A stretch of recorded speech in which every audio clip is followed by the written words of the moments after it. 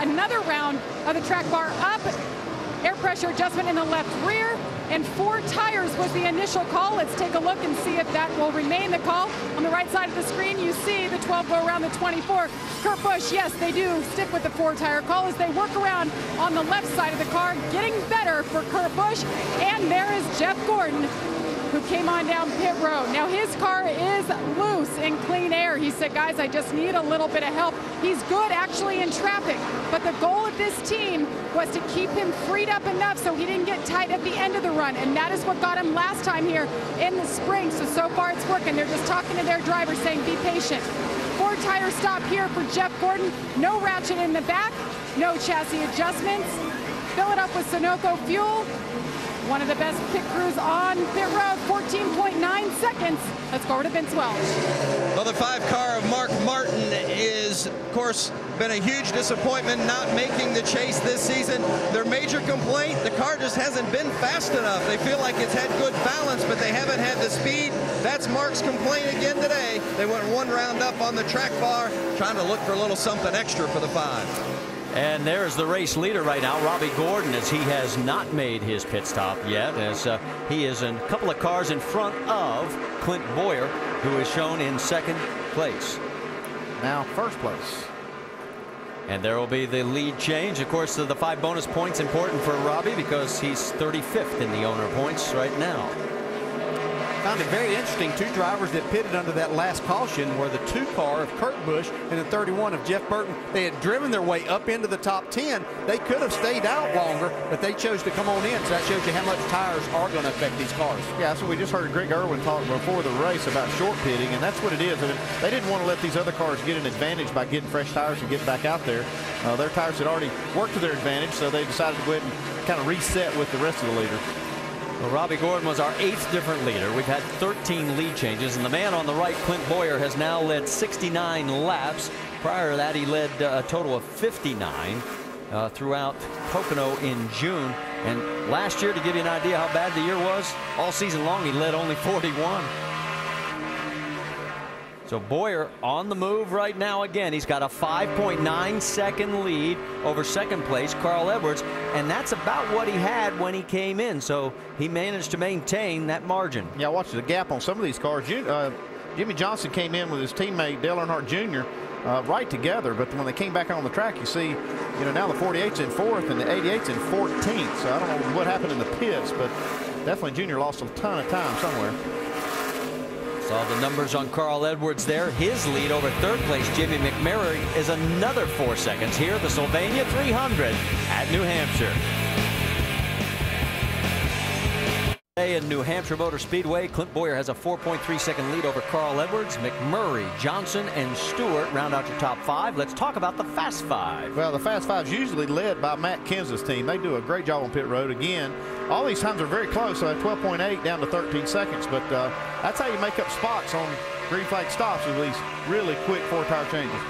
And let's talk about the AT&T Fastest Pit Crew of the Year award, because we'll show you who's currently leading, and that's Jeff Gordon. You can help determine the standings. Vote from your AT&T phone by texting the car number to 2258 for the pit crew you think is the fastest and most valuable.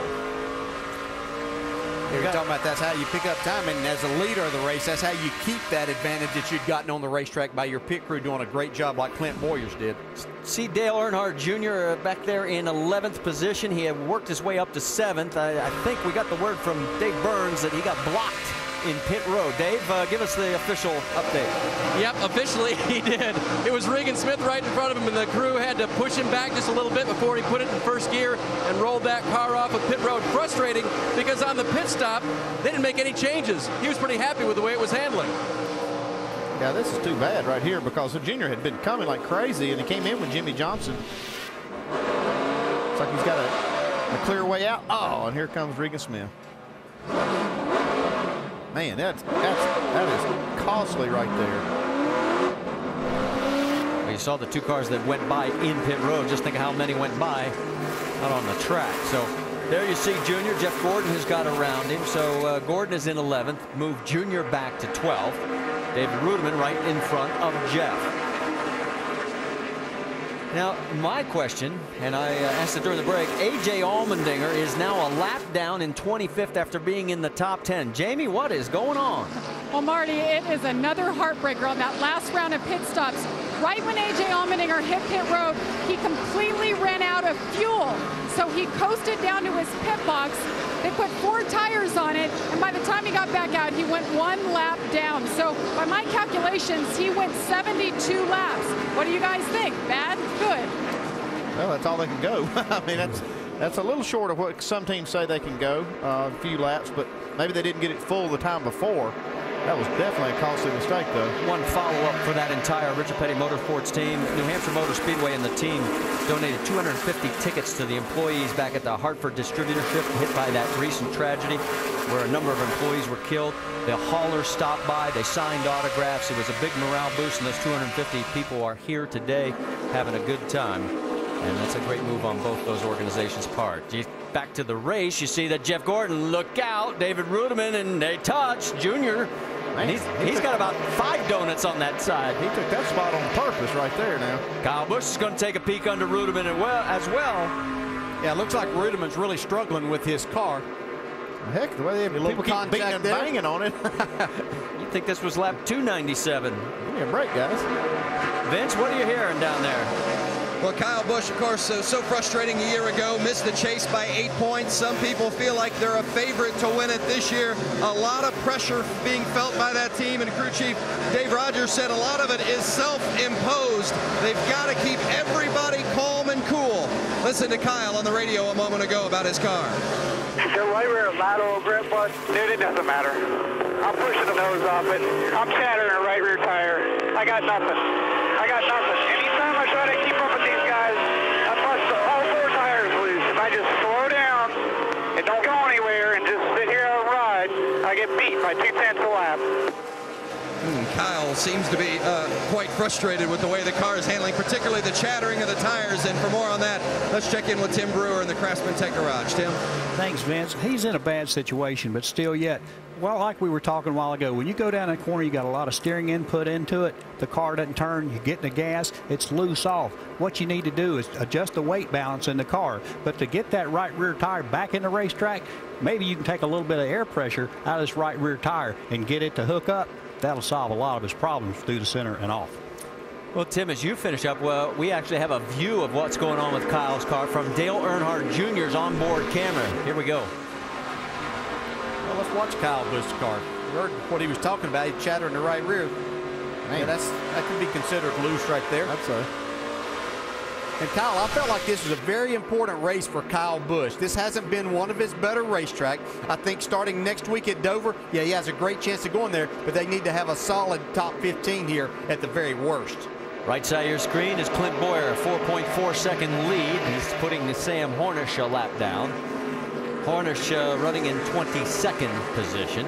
On the left side, you got Juan Pablo Montoya right there with the 18. Here comes Kevin Harvick under Juan. This could get interesting. No, we heard Harvick not happy with his car most of this race, and they made maybe a little mistake on their pit strategy, but he's starting to move his way forward steadily. And that's what this team has done very well all year long, as we've watched them lead the points for the majority of the year, is work on this race car. And I think that we've seen Kevin make progress. Now he's getting himself in a position that they can make a difference. He's up into the top 15. Harvick trying to take over that 14th spot from Montoya. They're side by side coming out of 2. In fact, whoa, almost touching. Montoya didn't want to get boxed in right there. Yeah, you've got the 38 of Travis Quapple, who is already a lap down, and everybody's trying to work their way underneath him. Montoya clears. Here comes Harvick as well. Now, if we go back just a little bit further, this gives you an idea why Harvick wants to get on his horse, because there is your race leader, as Clint Boyer is really just knocking the numbers down. That is Joey Logano. He is 21st position, and he is the next victim to go one down here at the Sylvania 300 at New Hampshire. Major League Baseball and the hunt for October continues on Sunday Night Baseball. Miguel Cabrera leads the Tigers against Manny Ramirez and the White Sox. Sunday Night Baseball presented by Taco Bell, part of Lee Jeans. The hunt for October on ESPN and ESPN3.com, and that's all at 8 Eastern. Back here, we are working on lap number 129 of 300. Clint Boyer is our race leader. He's led 94 laps. Points leader Jimmy Johnson right now is in 4th. That's right. Currently, right now, he would be the